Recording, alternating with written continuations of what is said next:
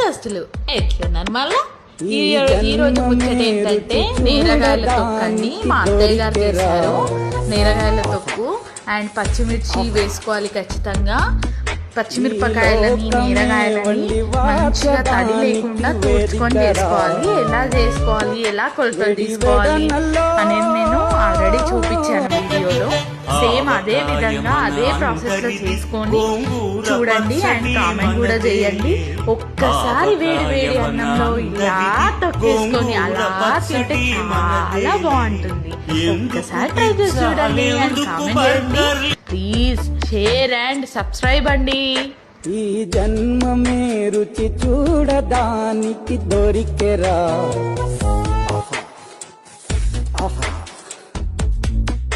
ఈ లోకమే వండి వాచడానికి వేదికరా.